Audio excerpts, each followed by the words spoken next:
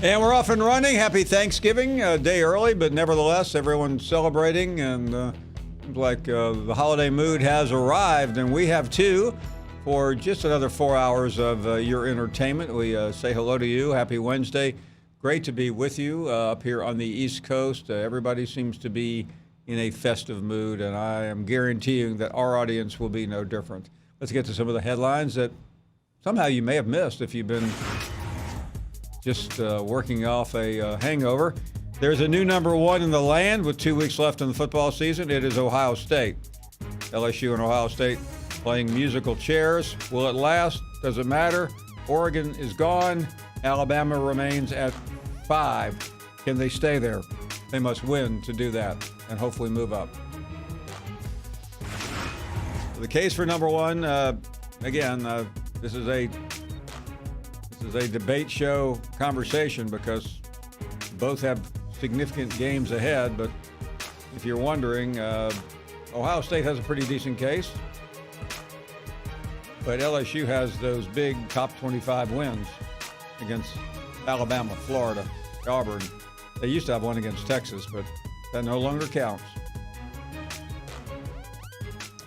So we say hello to you. We'll talk a lot about that, the reaction from the college football playoff selection. That's been the theme all day. There are other stories making the rounds. Bo Bounds, we'll talk about the future of Joe Moorhead and Matt Luke. He'll join us in a couple of minutes. Then our favorite guest of all time.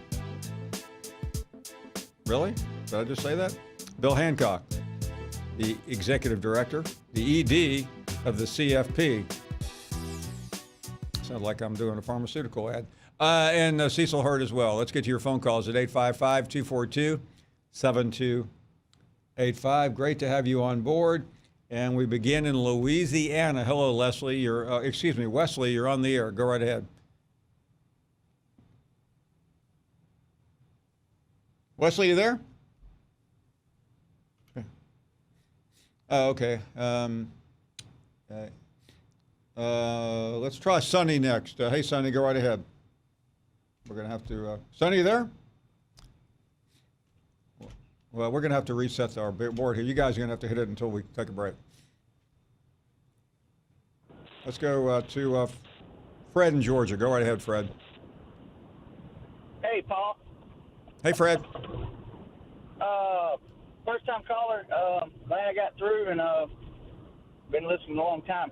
I wanted to ask you about the drop in LSU to 2 and Baylor moving up so many spots. I think it was 5 spots they moved up.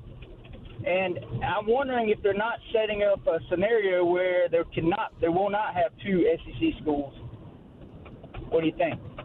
Yeah, I don't think they're doing anything right now, Fred, because if what happened last night is really irrelevant. I think if LSU wins out and Alabama wins and a confluence of events occurs, Alabama and LSU will get in. If Georgia wins out, I still think LSU is going to get in. Here's the problem with what we do in my industry. I'm on a program today with Stephen A. Smith and Max Kellerman, and they're screaming and hollering.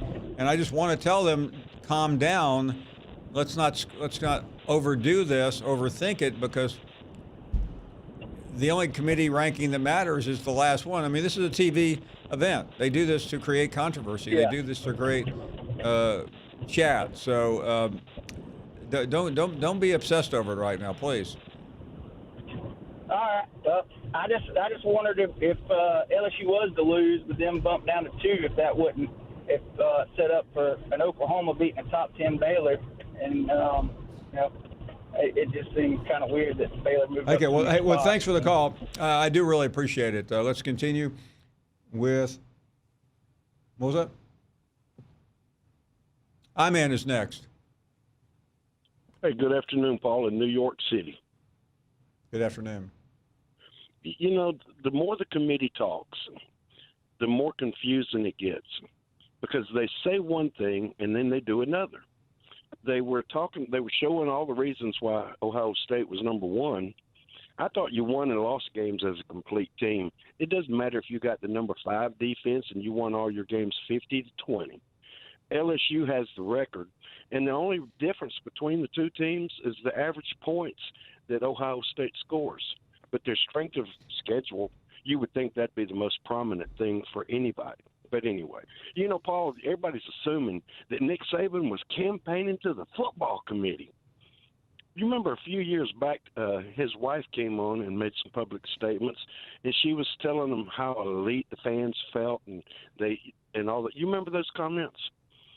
She was rather, it's been a couple of years, but she certainly was rather she was snippy harsh about the fans, yeah. And then, of course, Alabama lost that game.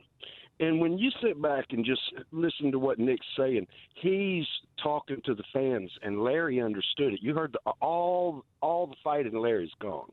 And Nick was talking to the fans.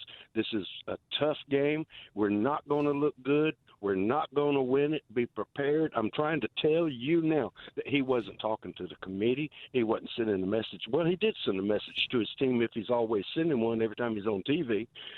But anyway, Ward Damn Eagle, Paul, and I'll see you come Friday. Good. We will be live in Auburn on Friday and look forward to seeing everyone who has time to come by and see us. John is up next in Memphis. Hey, John. Good afternoon, Paul. Thanks for taking my call. Thank you. Aside from the confusion with the committee and the fact that this gives ESPN all week to promote Ohio State as the number one team, you've been to the committee's headquarters, have you not? Weren't you invited as a guest? Weren't you said to observe? No, I have not been to their headquarters. I've been to, I served, me and 4,000 other media types have served on a mock committee. Okay, so you've never been to Grapevine? Well, I've been right outside. I have been to Grapevine, but I've never been to the CFP headquarters.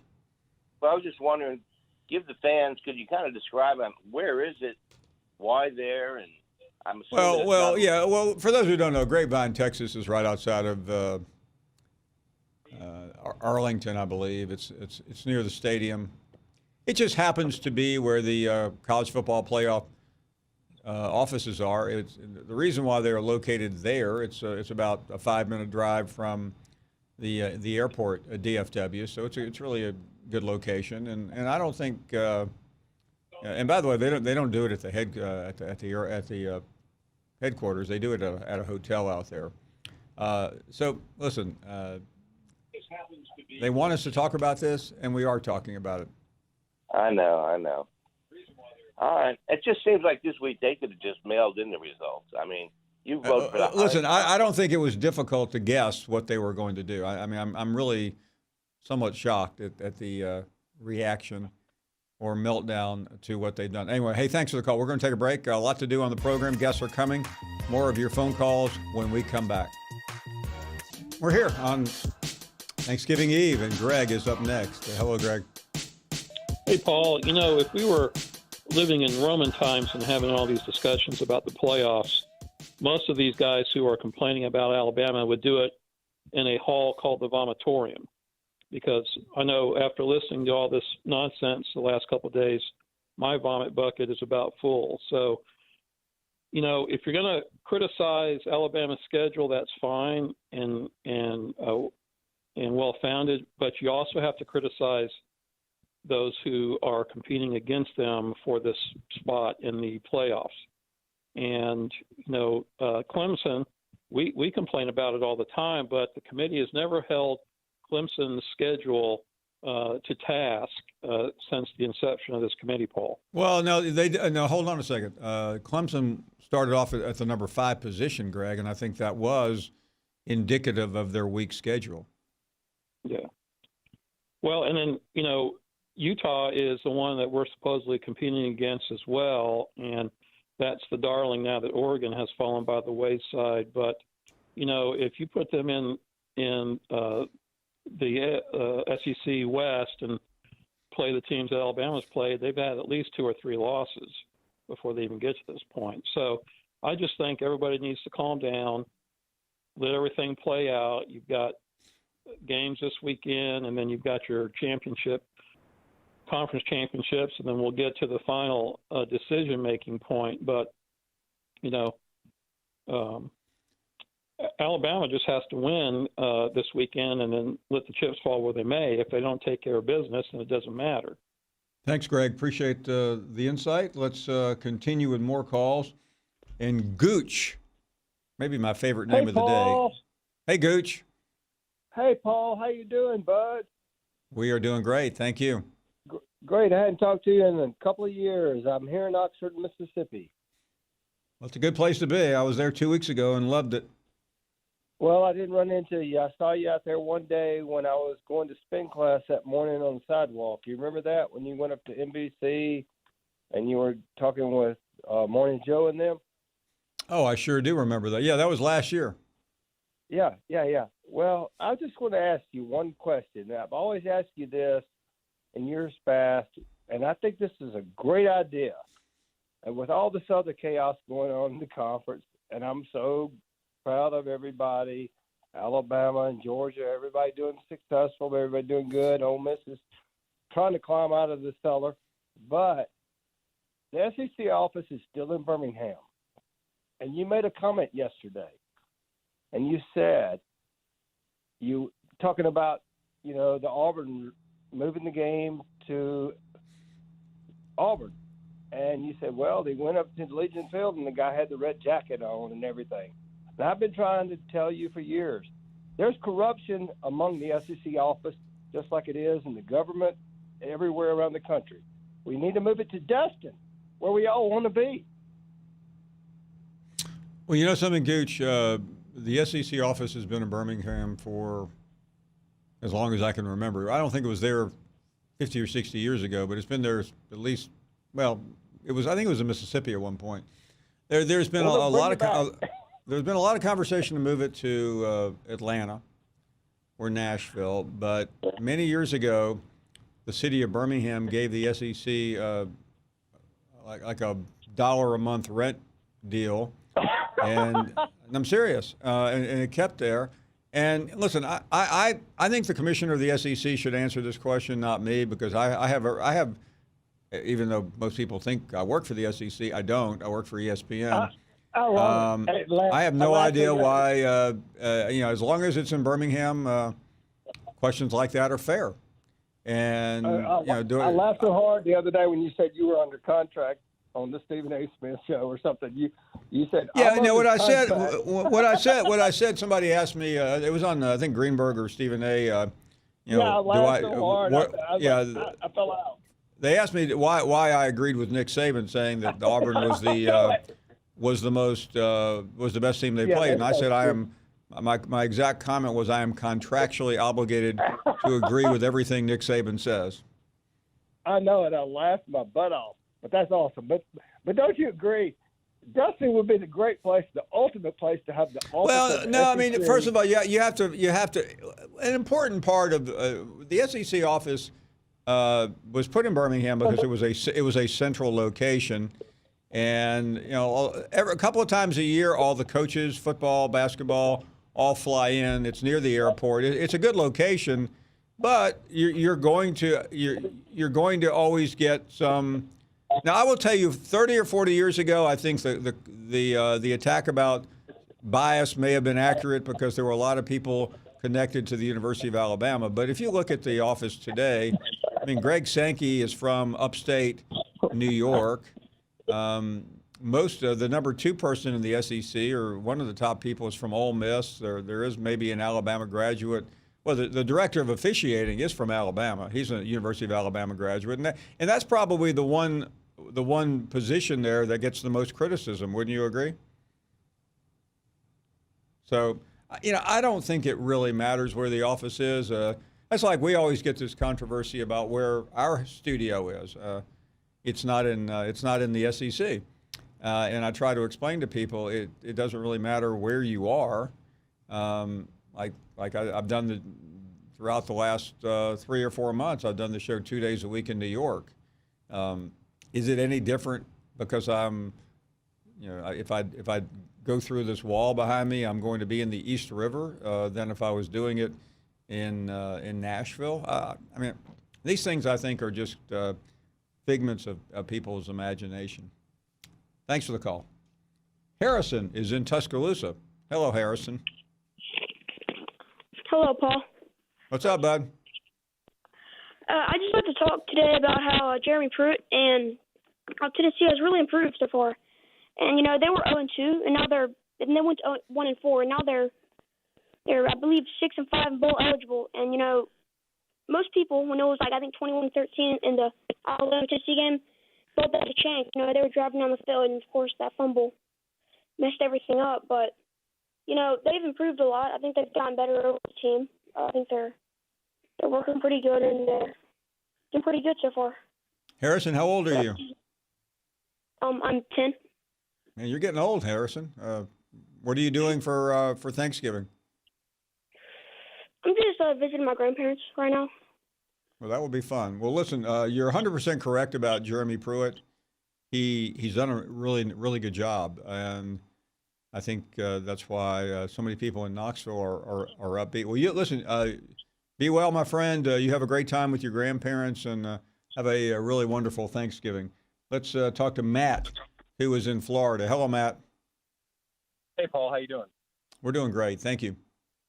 Good. As calling about the rankings that came out last night, I'm assuming you agree with Ohio State being number one, right? I do agree, yes. I do, too. I think you're right. I think that they deserve it. And that leads me to my next thing. First of all, I just got to say this. I'm a Florida fan. I'm not a conference fan. I don't really want to carry the water for the other teams. I respect other people if they do, but that's just not me. Having said that, I can't tell you how many people I've seen who say, oh, Ohio State's not good because they play in the Big Ten. I just don't know how you can rationally say that, and I can't tell you how many people who say that. You ever come across those people? Yes. I mean, you better believe it.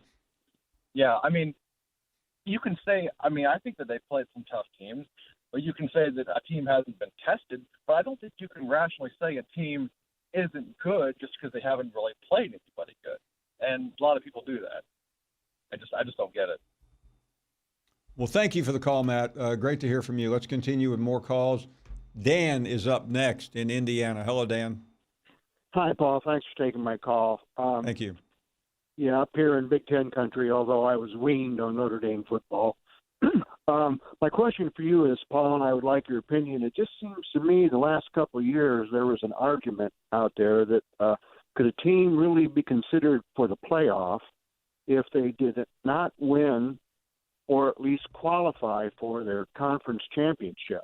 And I've not heard anybody make that comment this year, and I would just like your opinion on that.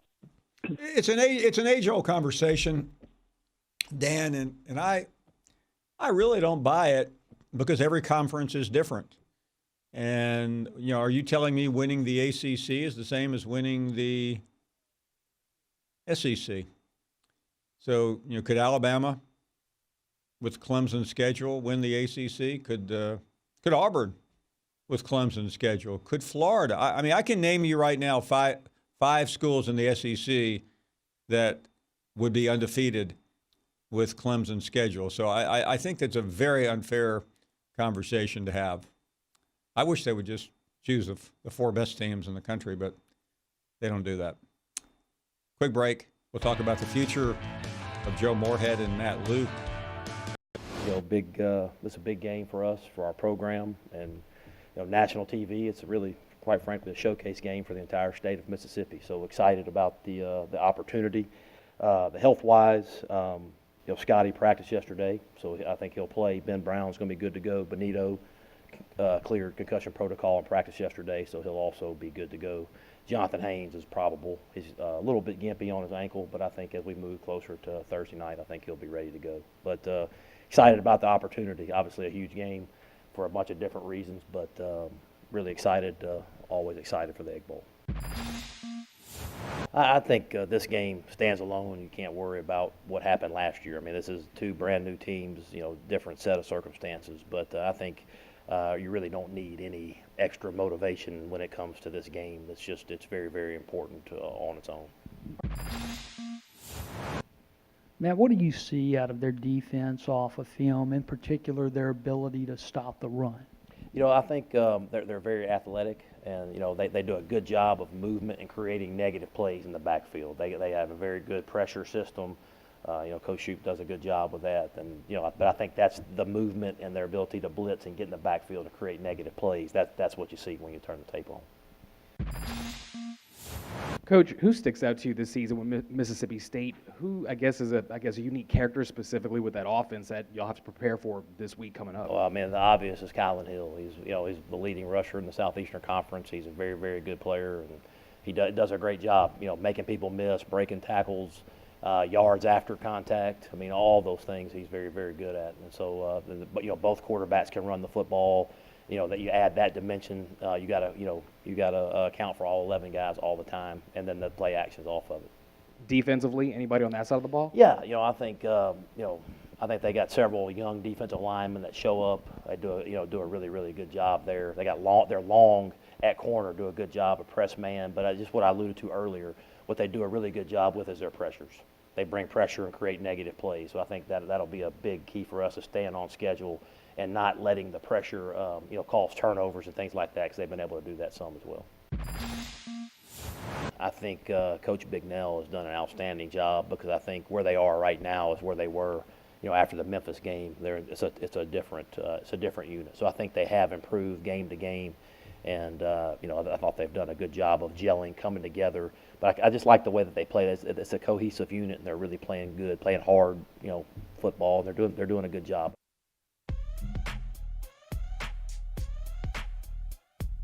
Welcome back.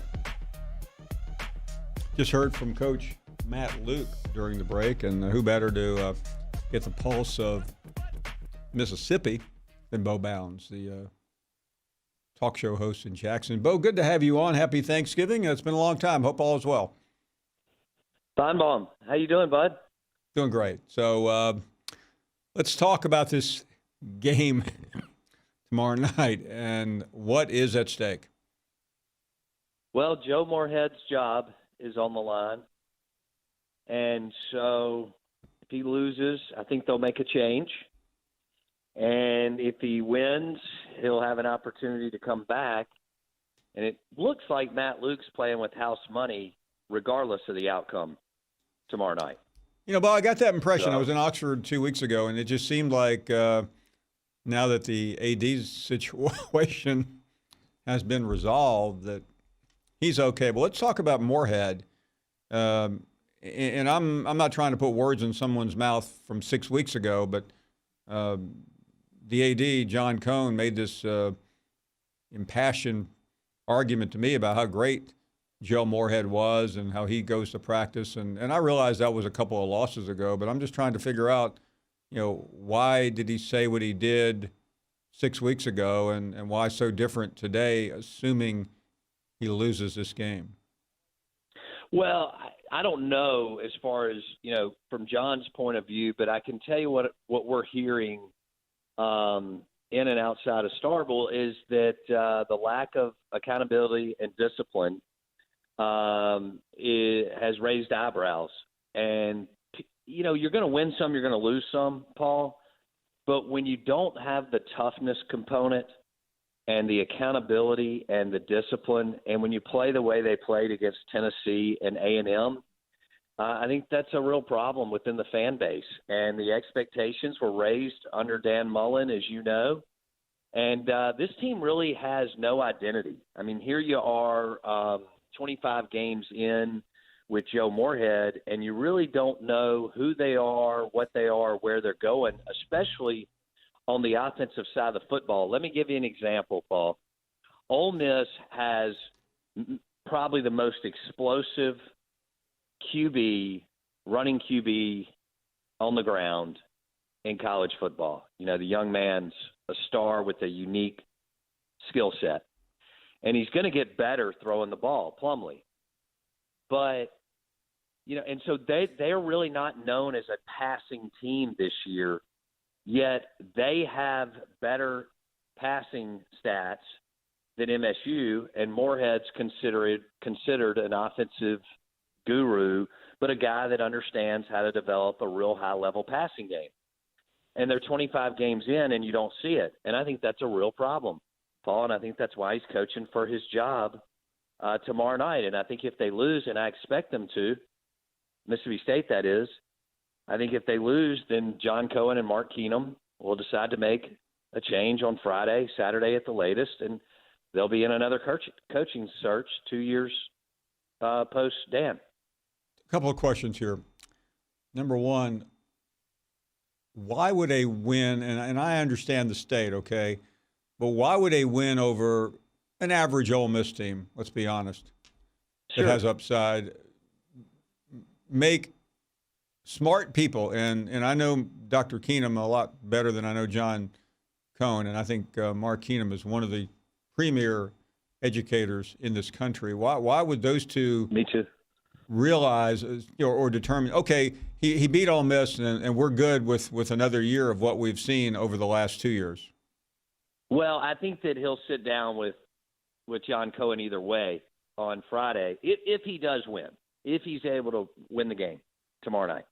Okay. Then I think that they will lay out the changes that they want made in the program, hoping that the changes and another year and this young quarterback in Garrett Trader, who I think is he's a different player, but just as talented as a Plumlee and some of the other young guys in this league and around the country, I think that's something that they can move forward with. The fan base is not going to be happy either way, Paul. They want to win tomorrow night, but they don't want Joe coming back.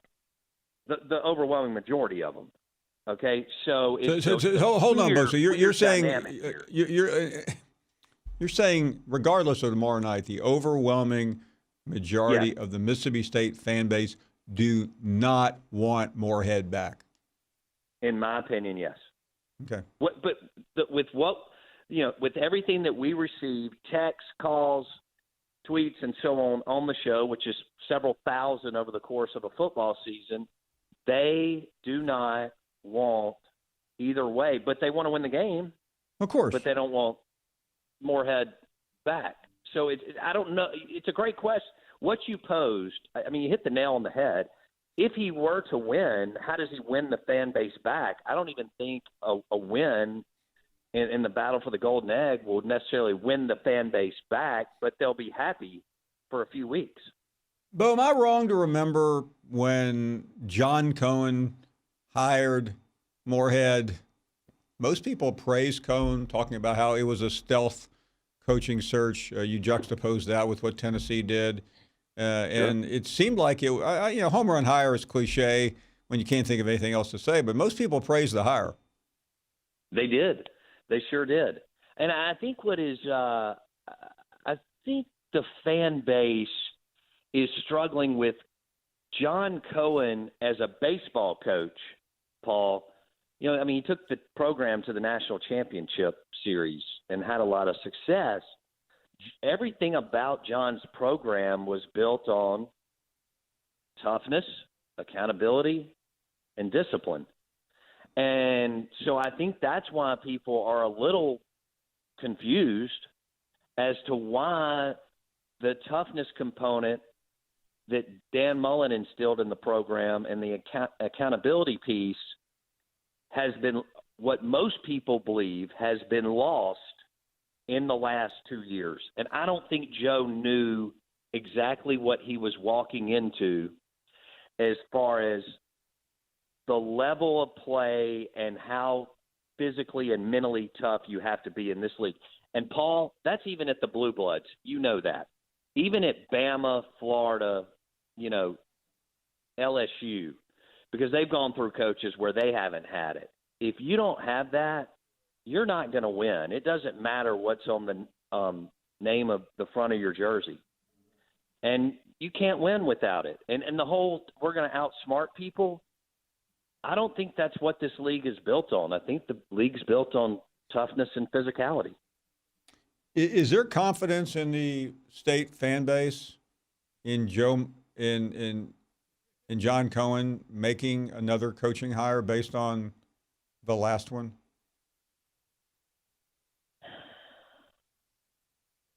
Yes, I think there is. Because of what you just said about 2 minutes ago, that everybody in the college football world praised Moorhead and his track record and turning around Penn State's offense when James Franklin was on the ropes, and so on and so forth. So I do believe – I'm not saying everybody in the fan base will be on board, but I believe that Dr. Keenum and his executive leadership is 100% behind John getting it right if they lose tomorrow night. Okay, so the feeling is we have the right athletic director. He just happened to make a bad choice that we all agreed with, and it just didn't work out. Yeah, bad fit. Okay. And you believe Ole Miss is going to win the game? I do. I believe Ole Miss is tougher. I think Rich Rod and McIntyre have done a really good job. Really good job. I mean, those two guys are legit. I think Plumlee will be the most explosive player on the field all night. And you could argue his teammate, Jerrion Ely, will be the second most explosive player on the field. But I think to win a game where the talent is a push in a rivalry game, and it's a conference game, I think toughness wins the day, so to speak. And I think Ole Miss, even though they're not really good, Ole Miss is going to be – you have to be tough for 4 quarters to win a game like tomorrow night. And I don't think Mississippi State is, and I think Ole Miss is. And I think they're better coached right now.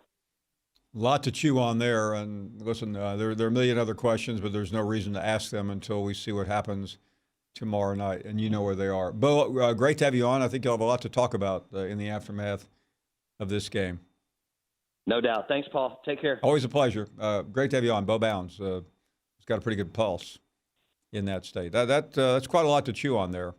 I mean, he said it as clear as the blue sky that Moorhead is going to be out if he can't win tomorrow night's game.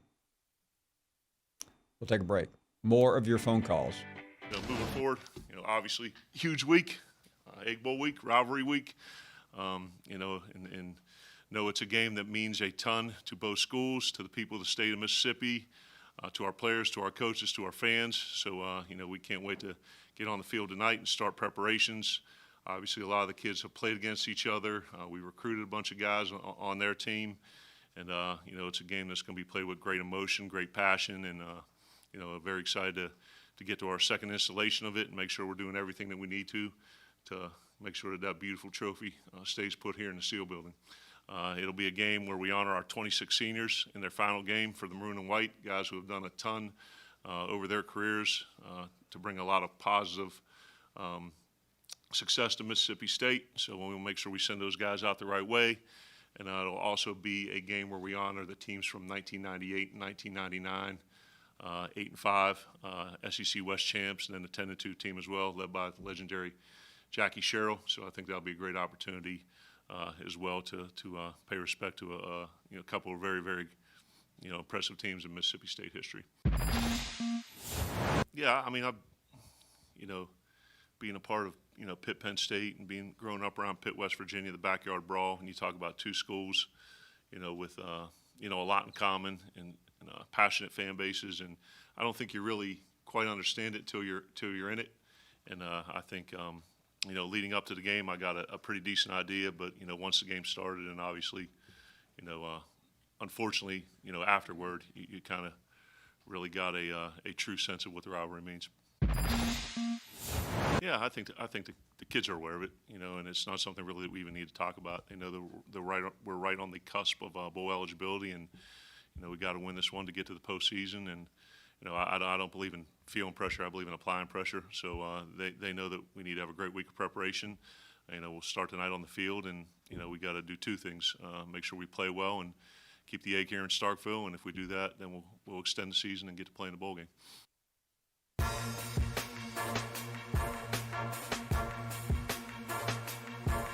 Welcome back. Glad to have all of you on board. Let's talk to Jim in Mississippi. Hey, Jim. Hey, Paul, how you doing today? Happy Thanksgiving. We are doing great. Nice of you to join us. I appreciate you letting me on. And it kind of dovetails in what Bo was saying.